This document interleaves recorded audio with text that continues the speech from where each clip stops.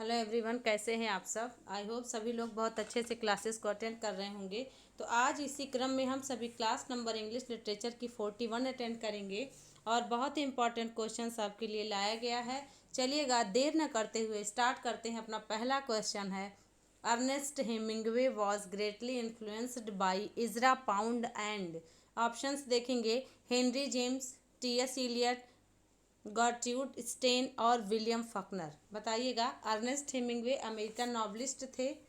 बताइएगा इसमें से कौन सा ऑप्शन करेक्ट है। इजरा पाउंड के साथ साथ वो किससे इन्फ्लुएंस्ड थे।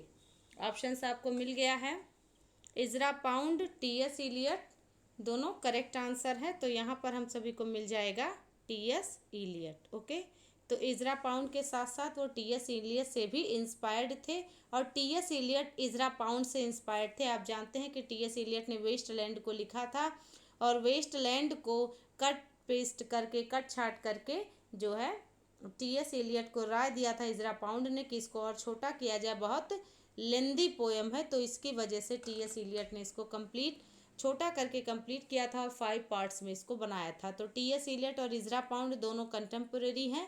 अर्नेस्ट हेमिंग्वे इनसे प्रभावित थे। ओके, क्वेश्चन नंबर सेकंड देखेंगे, what was the original title of Sons and Lovers. आप इसको ध्यान करिएगा, ये सन्स एंड लवर्स का सब टाइटल यानी ओरिजिनल टाइटल क्या था। सन्स एंड लवर कौन सा, किस प्रकार का आपका नॉवेल है, तो आपको पता है कि सन्स एंड लवर किसके द्वारा लिखा गया था। इसको ध्यान रखेंगे आप, डी.एच. लॉरेंस के द्वारा। ठीक है, डी.एच. लॉरेंस के द्वारा इसको लिखा गया था 1913 में। ओके, इसको याद रखना पड़ेगा। और ये ओडिपस कॉम्प्लेक्स इसमें दिखाया गया है कि यानी आप जानते हैं कि ओडिपस कॉम्प्लेक्स से बेटा अपनी माँ के प्रति अट्रैक्टिव रहता है तो उसको बोलते हैं ओडिपस कॉम्प्लेक्स, जिसका बहुत अच्छा उदाहरण विलियम शेक्सपियर का हेमलेट है। ठीक है, वो भी अपनी माँ गर्ट्यू को लेकर के बहुत पॉजेसिव रहता है। इसी प्रकार से सन्स एंड लवर्स भी इसी पर बेस्ड है। इसका ओरिजिनल टाइटल कौन सा है, तो आपका बिल्कुल सही ए वाले फ्रेंड्स करेक्ट जा रहे हैं। यहाँ पर आपको मिलेगा पॉल मॉरेल, इसका ओरिजिनल टाइटल था, लेकिन बाद में इसको सन्स एंड लवर कर दिया गया। ठीक ना, तो ये बहुत इंपॉर्टेंट क्वेश्चन आपके लिए है। क्वेश्चन नंबर थर्ड देखेंगे, in which novel of Charles Dickens does a memorable character Gradgrind. बताइएगा, ग्रैंड ग्रिंड कैरेक्टर किस में आता है, टेल ऑफ टू सिटीज़ में। ये आप जानते हैं कि चारों रचनाएं चार्ल्स डिकेंस की है। चार्ल्स डिकेंस का समय आप जानते हैं कि इनकी मृत्यु हुई थी 18 इनकी मृत्यु होती है 1870 में और इनका बर्थ होता है 1812 में। विक्टोरियन रिप्रेजेंटेटिव नॉवलिस्ट माने जाते हैं। ग्रैंड ग्रिंड किसमें, ओलिवर ट्विस्ट, बिल्कुल you all are right, Oliver Twist इसमें ग्रैंड ग्रिंड नाम का कैरेक्टर आता है। और सबका टाइम देख लेंगे तो Tale of Two Cities, London and Paris, दो शहरों की बात होती है। 1859 में इसको लिखा गया था और 1854 में हार्ड टाइम्स को और 1838 में ओलिवर ट्विस्ट को, और आपको मिल जाएगा पिकविक पेपर, ये 1836 में आया था। ओके, क्वेश्चन नंबर फोर्थ देखेंगे, it is a poignant love story of an English nurse and American ambulance lieutenant during the war, which novel of Hemingway is referred to here. बताइएगा, इसमें आप देखते हैं कि वो एम्बुलेंस ड्राइवर भी थे, वार के टाइम भी वो जो है कुछ समय बिताए थे इटली में। तो उसको बताइएगा, पेरिस में, इटली में। तो उसको आप बताएंगे किस रचना में इस कहानी का जिक्र है। ऑप्शंस देख लें, मेन विदाउट ओमेन, या फार हुम द बेल टॉयल्स, या अ फेयरवेल टू आर्म्स, या the old man and the sea. ये बहुत जो है रिपीटेड क्वेश्चन है, आप इसको ध्यान कर सकते हैं। इसको आप कैसे याद रख सकते हैं, युद्ध की स्टोरी है, आर्म्स से आपको रिलेट कर सकते हैं। ठीक है, तो थर्ड ऑप्शन करेक्ट है, 1929 में ये आया था। ओके, और for whom the bell toils की अगर आप बात करें तो ये आपको मिल जाएगा B option, for whom the bell tolls, A 1937 में। ओके, 1937 में। और अ टेल ऑफ और मैन विदाउट वुमेन 1927 में आपको मिल जाएगा। The old man and the sea 1952 में। तो सी ऑप्शन करेक्ट आंसर है। चलते हैं क्वेश्चन नंबर फिफ्थ की तरफ। क्वेश्चन नंबर फिफ्थ देखें, which of the following is a sadistic horror novel by William फकनर।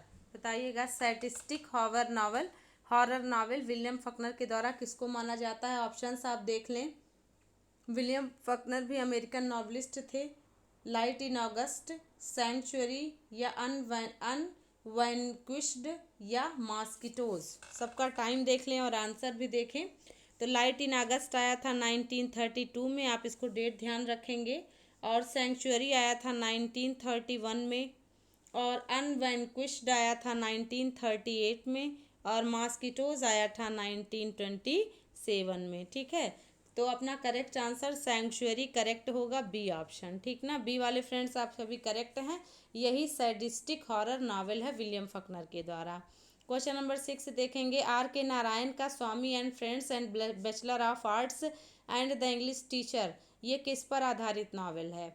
School and college life पर, या द थिएटर लाइफ पर, या यूथ पीरियड पर, या लव ट्रेजेडी है? बताइए।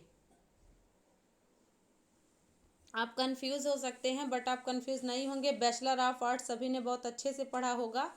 ठीक है, जिसमें सुशीला नाम की लड़की होती है और चंदन नाम का लड़का, और दोनों के जो है विवाह को दिखाया गया है। अंततः फिर साधु वगैरह बन जाता है, फिर बाद में शादी होती है। तो इसको आप देखेंगे स्कूल एंड कॉलेज लाइफ, बिल्कुल सही करेक्ट है, A option. Are K Narayan का स्वामी एंड फ्रेंड्स और bachelor of arts the English teacher, ये स्कूल एंड कॉलेज लाइफ पर बेस्ड है। जिसमें से स्वामी एंड फ्रेंड्स देखिए, एमपी का आप देख रहे हैं ग्रेड 1 का जो वैकेंसी आई है, उसमें आप देख पा रहे हैं कि स्वामी एंड फ्रेंड्स सिलेबस में मेंशन है। तो बहुत बढ़िया से आप तैयारी करिएगा। आगे बढ़ जाएंगे। Question number 7, which novel did Anand write under the influence of M K Gandhi and James Joyce? बताइए। Coolie, Village, Untouchable, Big Heart, चारों नॉवेल किसका है? मुल्कराज आनंद का। बताइएगा। गांधी जी से और जेम्स जॉयसी से, दोनों लोग से प्रभावित थे। आप सभी बहुत आराम से इसको कर ले जाएंगे। ऑप्शन नंबर सी, अनटचेबल 1935 में। ठीक है, कुली 1936 में। तो आपको अनटचेबल करेक्ट आंसर याद है। क्वेश्चन नंबर 8 देखें। Who calls Arnold a propagandist of literature and an overworked school inspector, ये जो है अर्नोल्ड को जो है किसने कहा है? ऑप्शंस देख लें। आप देखते हैं कि मैथ्यू अर्नोल्ड ने अपने करियर की शुरुआत ही की थी स्कूल इंस्पेक्टर के रूप में।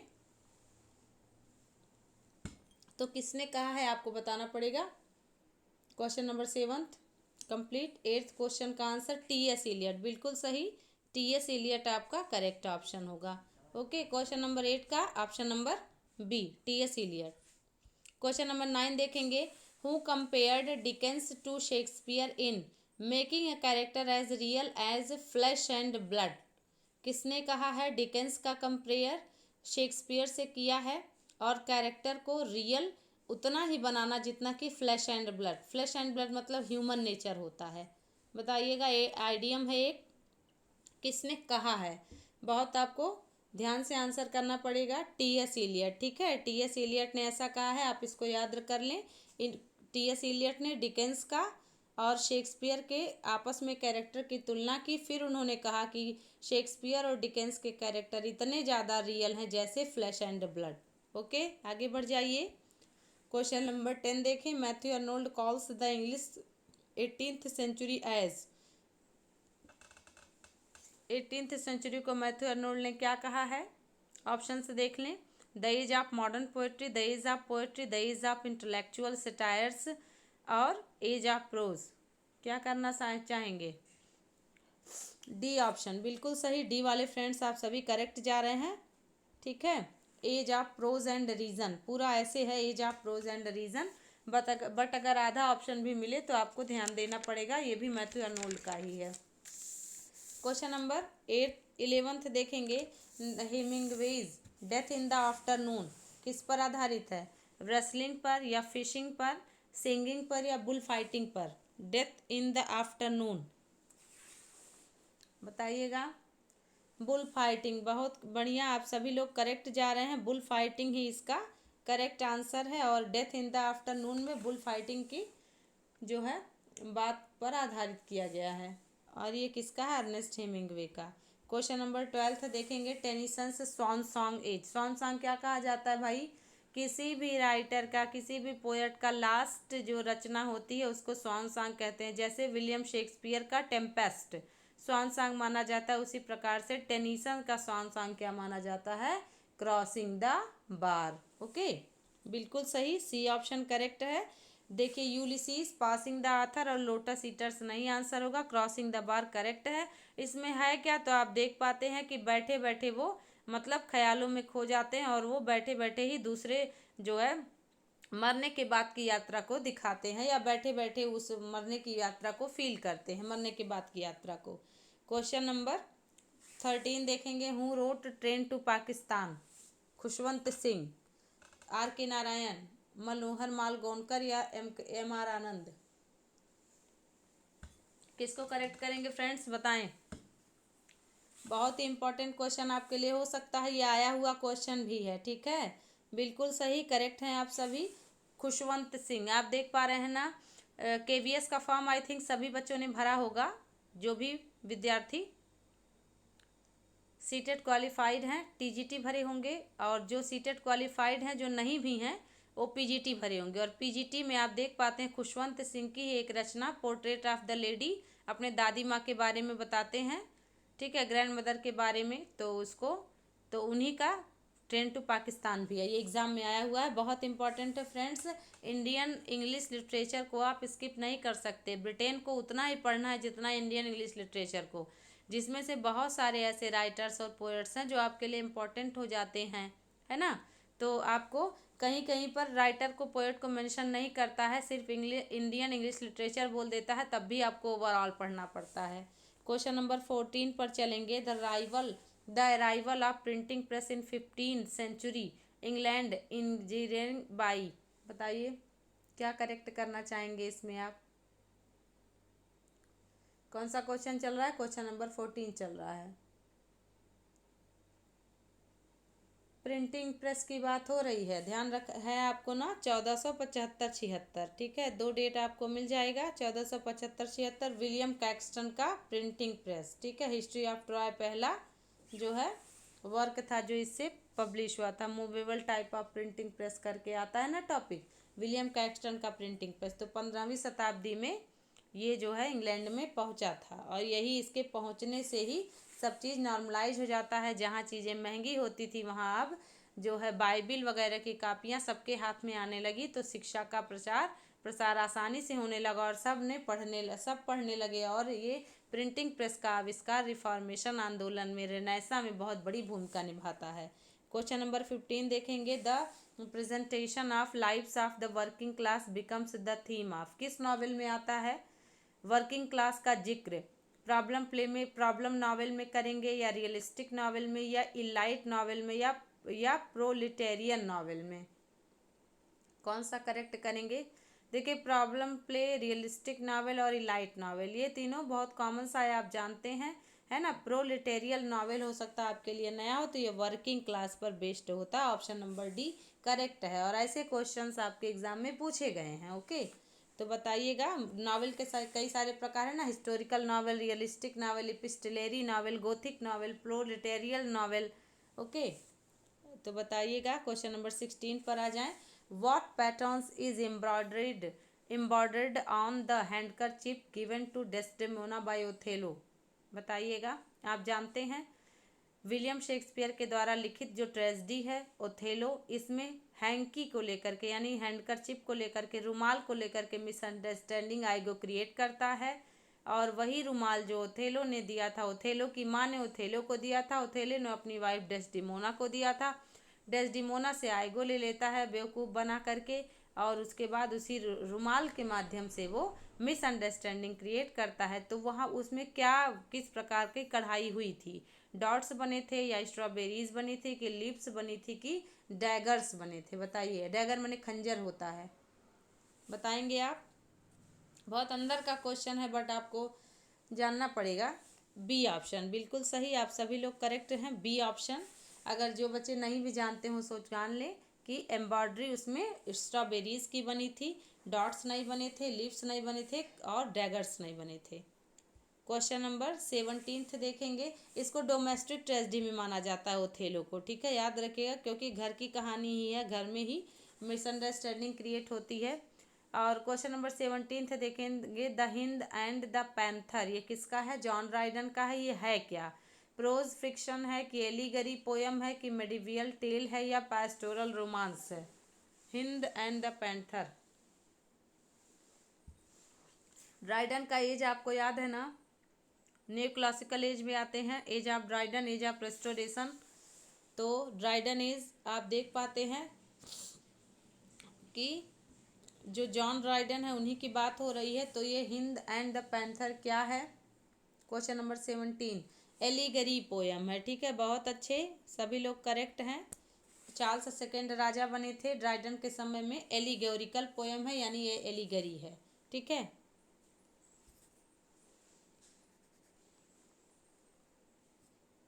आगे बढ़ जाएंगे, क्वेश्चन नंबर 18 देख लें। थॉमस ग्रे का poem the Bard and the Progress of Poesy belong to the category of, बताइएगा। ये दोनों रचनाएं थॉमस ग्रे की हैं। ये है क्या? पैस्टोरल एलिजी है, पिंडारी कोड है कि होरेशियन ओड है या पैस्टोरल रोमांस है? कौन सा करेक्ट करेंगे? थॉमस ग्रे का संबंध किससे है? पिंडारी कोड से, बिल्कुल सही, आप करेक्ट हैं, B option Pindaric ode correct हो जाएगा। होरेशियन ओड को पॉपुलर करने का श्रेय होरेस को जाता है। आप जानते हैं कि ओड के 3 प्रकार के होते थे, स्ट्रॉफे, एंट्रे, स्ट्रॉफे और इपोड। पिंडारी कोड को क्लासिकल ओड भी कहा जाता था, ओके। बाद में जब इसका पैटर्न चेंज हुआ तो फिर होरेशियन ओड आया, उसके बाद फिर इंग्लिश ओड आ गया। रेगुलर इरेगुलर बहुत प्रकार के नाम हैं। क्वेश्चन नंबर 19 देखेंगे, the term theatre of cruelty किसने कॉइन किया? एंटोनिन आर्टराड ने या एंटोनी आर्टराड ने या थॉमस राइमर ने या जॉन रस्किन ने या टी.एस. एलियट ने?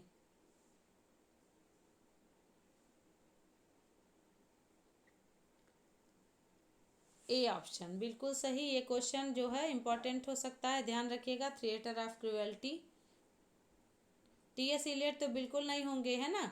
जॉन रस्किन, थॉमस राइमर, ये लोग का अलग अलग है। और आपका एंटोनिन आर्टराड, यही करेक्ट ऑप्शन है, A option, okay. Pathetic fallacy वगैरह है ना, ये सब अलग अलग लोगों का है। स्ट्रीम ऑफ कॉन्शसनेस, इसको और क्या नाम से जानते हैं? इंटीरियर मोनोलॉग कहा जाता है या ड्रामेटिक मोनोलॉग या कर्टन रेजर या इंटरल्यूड?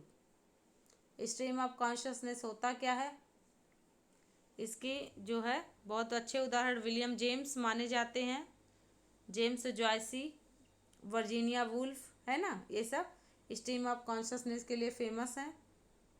बैठे बैठे विचारों में खो जाना, ख्यालों में खो जाना, that is called stream of consciousness. Interior monologue, बिल्कुल सही, इंटीरियर मोनोलॉग। देखिए, यदि कोई क्वेश्चन आपको आ रहा है तो आपके लिए आसान है, यदि आप कंफ्यूज हैं तो वो क्वेश्चन आपके लिए कठिन हो सकता है। ये डिपेंड करता है आपके रिवीजन पर, आपके प्रैक्टिस पर। जितना प्रैक्टिस आप करेंगे उतना ज़्यादा ही आपके लिए चीज़ें नॉर्मल हो जाएंगी, ठीक है। तो मुझे लगता है practice makes a man perfect, जो कहा गया है फ्रांसिस बेकन के द्वारा, ठीक है, उसको हम सभी को जीवन में उतारना पड़ेगा। Interior monologue stream of consciousness होता है। ड्रामेटिक मोनोलॉग में क्या होता है? जो पोएट होता है वो किसी के जो है किसी के आवाज़ में बोलता है और एक जो है साइलेंट लिसनर सुनता है। ड्रामेटिक मोनोलॉग 2021 के टीजीटी में पूछा गया था और बच्चे कंफ्यूज हो गए थे, है ना।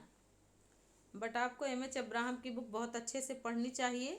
अगर आप एम.एच. अब्राहम को पढ़ लेते हैं तो हो सकता है स्टार्टिंग में जो नए फ्रेंड्स हैं, नए विद्यार्थी, उनको ना समझ में आए, लगे कि बहुत टफ है, बट जब आप 1 से 2 बार उसको पढ़ने लगेंगे तो आपका दिमाग खुद से खुद उसको एब्जॉर्व करने लगेगा और समझने लगेगा, फिर आपको वो लैंग्वेज समझ में आने लगेगा। हालांकि वो निर्भर करता है आपके पॉजिटिवनेस पर कि आप कितना धैर्य रखकर उसको पढ़ते हैं। कई बार एक बार पढ़ते हैं, बच्चे नहीं समझ में आता तो छोड़ देते हैं।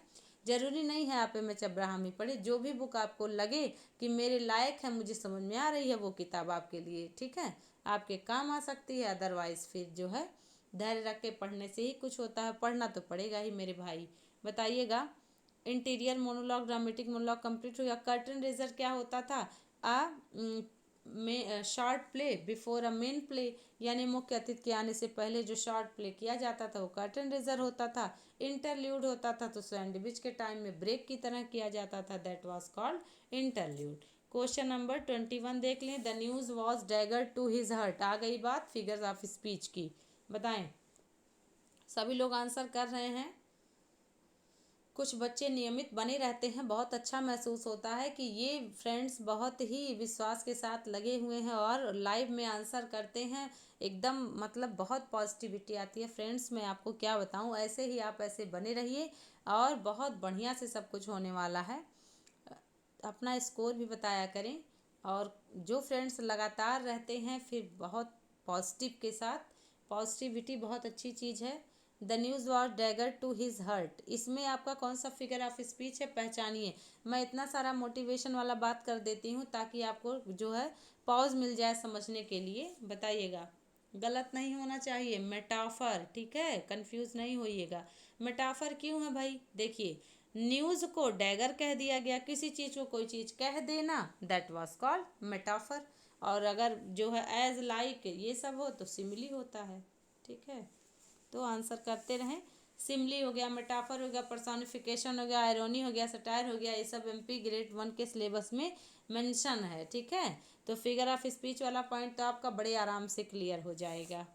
क्वेश्चन नंबर 22 देखेंगे। She is a fan of stagnant water. Stagnant water, अच्छा ये लाइन ली कहाँ से गई है, तो पहले आप यही हमें बता दें। She is a fan of stagnant waters, ये ली गई है लंदन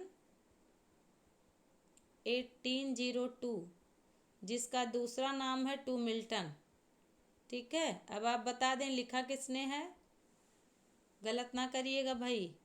विलियम वर्ड्सवर्थ ने, ठीक है। इसको लिखा है मिल्टन के लिए, ये सोनेट है। वहीं पर लंदन को, यानी कि जो लंदन है ये इंग्लैंड, इसी इंग्लैंड को उन्होंने शी कहा है, ठीक है। अब तो आपको आंसर मिल ही जाएगा। शी बराबर इंग्लैंड, क्या हो रहा है, शी बराबर इंग्लैंड, ओके। तो यहाँ पर इंग्लैंड को शी कहा है वो उन्होंने, विलियम वर्ड्सवर्थ ने। तो जब पर्सोनिफाई कर दिया किसी नॉन लिविंग को तो आपका हो गया पर्सोनिफिकेशन। बहुत ध्यान से इसको देख के जाइएगा। लंदन 1802 की लाइन है, और जो है टू मिल्टन इसका दूसरा नाम है, विलियम वर्ड्सवर्थ ने लिखा है, शी बराबर इंग्लैंड। आगे बढ़ जाएंगे। क्वेश्चन नंबर 23 देख लें। Name the figure of speech therefore I lie with her and she with me. ये लाइन कहाँ से ली गई है, यह भी आप बता दें, उसके बाद आंसर करें। 23 क्वेश्चन नंबर है, विलियम शेक्सपियर के सोनेट से ली गई है, ठीक है। विलियम शेक्सपियर के सोनेट से ली गई है, ठीक है। एल्टीग्रेट में मेंशन था ना, वह मेरे साथ। अब यहाँ पे लाई का दो मीनिंग है, पन है यहाँ पर, ठीक है। ए पन कैसे है इसको मैं आपको समझाती हूँ। देखिए लाई है ना, लाई के यहाँ दो मीनिंग है। एक है साथ में सोना, वो मेरे साथ सोती है, मैं उसके साथ सोता हूँ, एक मीनिंग ये निकला लाई का। दूसरा मीनिंग निकलता है झूठ बोलना, मतलब वो मुझे बेवकूफ़ बनाती है, मैं उसे बेवकूफ़ बनाता हूँ, या मेरे से झूठ बोलती है, मैं उससे झूठ बोलता हूँ। मैं भी समझता हूँ वो झूठ बोल रही है, वो भी जानती है, ऐसे करके है ना सोनेट में मीनिंग। तो जो है लाई का दो मीनिंग निकल रहा है। पहला निकल रहा है टू स्लीप, और दूसरा निकल रहा है टू अटर लाइज या to tell a lie. Okay, तो यहाँ पर जब दो मीनिंग निकले तो पन होता है, पन फिगर ऑफ स्पीच है। क्वेश्चन नंबर 24 देख लें। Identify the figure of speech poor death not yet canst thou kill me. ये कहाँ से लिया गया ये भी बताएं। जॉन डन के डेथ बी नॉट प्राउड से लिया गया है, याद रखिएगा। डेथ बी नॉट प्राउड, ठीक है, यहाँ से लिया गया है ये जॉन डन के पुअर डेथ, यानी कि डेथ को क्या कह रहे हैं, गरीब डेथ बता रहे हैं कि तुम अपने आप पे घमंड मत करो। ये क्या है, देखिए यहाँ पर दो फिगर ऑफ स्पीच बन रही है। एक तो आपके ऑप्शन के अनुसार आपको चुनना पड़ेगा, तो वो पर्सनिफिकेशन हुआ। डेथ एक भाव है और उसको पर्सनिफाई कर दिया गया, तथा पुअर डेथ संबोधन है तो एपॉस्ट्रॉफी भी बन रहा है। ठीक है, जो भी ऑप्शन में आपको मिल जाएगा आप जो है दनादन करेक्ट कर दीजिएगा। पर्सोनिफिकेशन तो पुअर डेथ आपको मिला, जो है नॉन लिविंग को लिविंग बना दिया, और एपॉस्ट्रॉफी संबोधन है। क्वेश्चन नंबर 25 देखें। War of roses took place. War of roses क्या था, house of Lancaster, house of York के बीच लड़ाई थी। और ये ख़त्म कब होती है, ट्यूडर डायनेस्टी आती है जब, तो ख़त्म होता है वॉर ऑफ रोजेस। लैंकास्टर का रेड रोज था और यॉर्क का वाइट रोज था। हाउसेस के बीच की लड़ाइयाँ थी। समय आपको बताना पड़ेगा। सी ऑप्शन बिल्कुल सही, सी। ये इसको जो है 30 सालों का युद्ध भी कहते हैं। ठीक है, 1455 से 1485 तक ये चला था। ठीक ना, करेक्ट है, बिल्कुल सही, सी ऑप्शन। तो मुझे लगता है फ्रेंड्स आपको ये सारे क्वेश्चंस बहुत बढ़िया से समझ में आए होंगे, बहुत अच्छे लगे होंगे। ऐसे ही जो है हम लोग बहुत इंपॉर्टेंट क्वेश्चंस को करते रहेंगे। किसी क्वेश्चन में अगर आपको डाउट हो तो प्लीज़ आप कमेंट करें। ठीक है, क्लासेस कैसी लगी, आपका कितना स्कोर हुआ, सब कुछ आप लिख के बताएं, लाइक कर दें। कोई आपका सजेशन हो तो ज़रूर से ज़रूर लिखें। Thank you so much, thanks a lot. मिलते हैं नेक्स्ट क्लास में। Be positive.